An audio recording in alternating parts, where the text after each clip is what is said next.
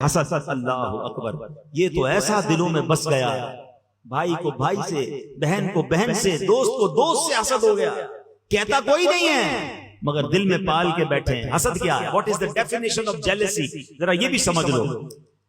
حسد کہتے ہیں کہ بندہ کسی کی نعمت دیکھ کر یہ تمنا کرے کہ یہ نعمت اس سے چھن جائے اور مجھے مل جائے، اور اگر مجھے نہ ملے تو کم از کم اس کی تو برباد ہو جائے۔ اب آپ سوچیں اس کا دل کتنا گندا ہے کہ کسی اپنے مسلمان بھائی کی نعمت دیکھ کر اسے تکلیف ہو رہی ہے۔ اچھا، اس میں پتہ یہ کتنا بڑا گناہ ہے۔ حدیث پاک میں آیا کہ حسد وہ بیماری، حدیث کا مضمون ہے، جو ایمان کو مونڈنے والی بیماری ہے۔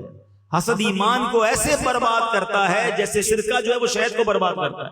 سرکے کو شہد میں ڈالے شہد خراب ہو جائے، فرمایا ایمان ایسے خراب ہو جائے گا جس کے دل میں حسد ہوگا۔ اللہ اکبر۔ فرمایا حسد نیکیوں کو ایسے کھا جاتا ہے جیسے آگ لکڑیوں کو کھا جاتی ہے۔ سردیوں میں لکڑیاں جلاتے ہو نا، کیا ہوتا ہے تھوڑی دیر کے بعد؟ لکڑیاں ختم، خاک۔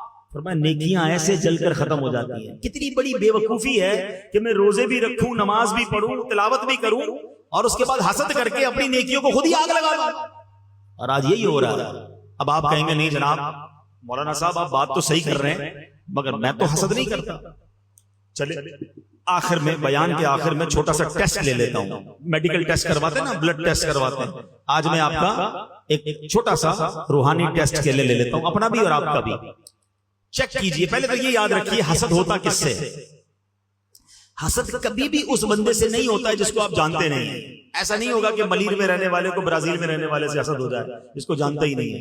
حسد نارملی آپ کے رشتہ دار میں سے آپ کو ہوگا، آپ کے دوستوں میں سے آپ کو حسد ہو جائے گا، یا آپ جیسا کام کرنے والوں سے حسد ہو جائے گا۔ اتنا مردود ہے شیطان کہ عام مسلمانوں کو تو حسد کرواتا ہی کرواتا ہے، نیک لوگوں کو بھی حسد کروا دیتا ہے۔ ناتخواں کو ناتخواں سے حسد کروا دے گا اگر جس کے دل میں آ جائے۔ قاری صاحب کو قاری صاحب سے حسد ہو جائے گا، اچھا بیان کرنے والے کو دوسرے بیان کرنے والے سے حسد، کیونکہ یہ کیوں آگے بڑھ رہا ہے، اس کا نام کیوں ہو رہا ہے۔ ٹھیک ہے، تو اب پہلے چیک کیجئے کہ آپ کے دوستوں میں سے، رشتہ داروں میں سے، یا آپ جیسا کام کرنے والوں میں کوئی بندہ ایسا ہے، یہ پہلا ٹیسٹ دے رہا ہوں، پہلا سوال، کوئی ایسا ہے کہ جب بھی اس کو کوئی نعمت ملتی ہے آپ کو تکلیف ہوتی ہے؟